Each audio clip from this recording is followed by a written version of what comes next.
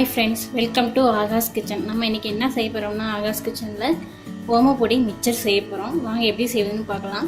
நான் வந்து 1 கப் கடலை மாவு எடுத்து வச்சிருக்கேன். 1/4 கப் வந்து அரிசி மாவு எடுத்து வச்சிருக்கேன். இப்போ எல்லாத்தையும் நம்ம mix பண்ணலாம். இப்போ நம்ம mix பண்றதுக்கு 1 கப் கடலை மாவை இதல ஆட் பண்ணிடலாம். 1/4 கப் அரிசி மாவையும் இதல ஆட் பண்ணிடலாம்.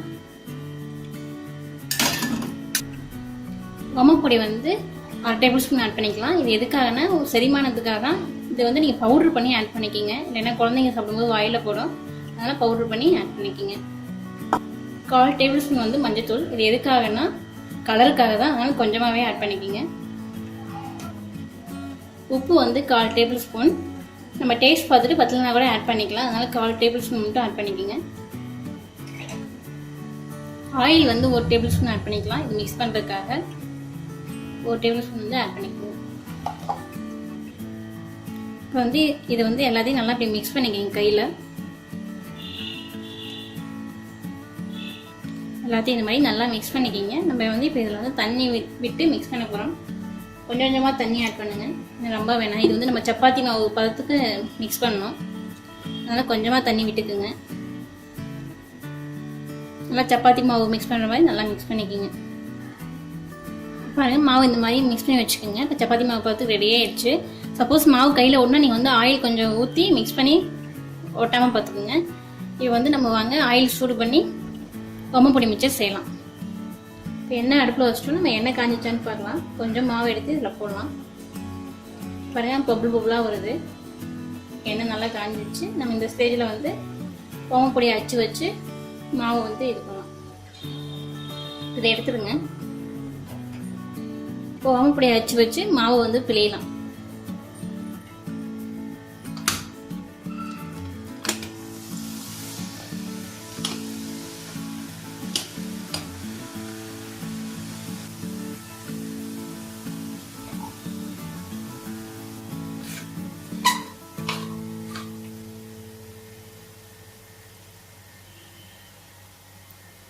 பபுள் கொஞ்சம் அடைஞ்சோடனே மாற்றி விடலாம் நம்ம.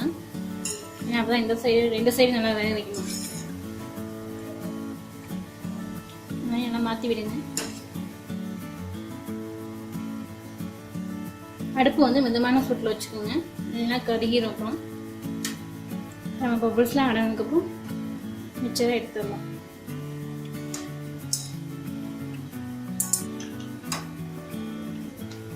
பபுள்ஸ்லாம் அடங்கிடுச்சு. நம்ம வந்து மிக்சரை எடுத்துடலாம்.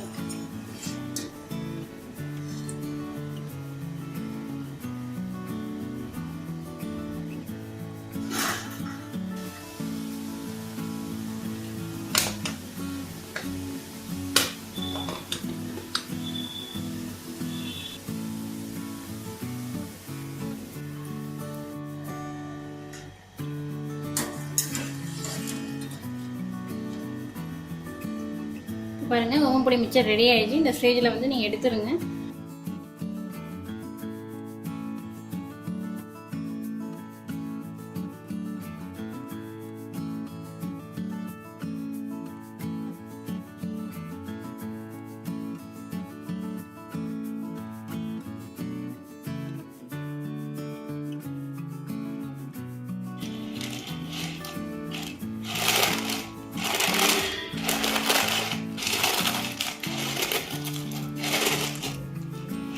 பெருசாக சேர்த்து வச்சுக்கோங்க. இந்த சின்னதாக இந்த மாதிரி சின்னதாக வச்சுக்கோங்க. பாருங்கள், ஓமப்பொடி மிக்சர் ரெடி ஆயிடுச்சு. பார்க்கும்போதே சாப்பிடும் போல இருக்குது. நீங்களும் இந்த மாதிரி உங்கள் வீட்டில் செஞ்சு பாருங்கள். உங்களுக்கு இந்த வீடியோ பிடிச்சிருந்தா லைக் பண்ணுங்கள், ஷேர் பண்ணுங்கள், கமெண்ட் பண்ணுங்கள். மறக்காமல் ஆகாஷ் கிச்சனுக்கு சப்ஸ்கிரைப் பண்ணுங்கள். Thank you friends.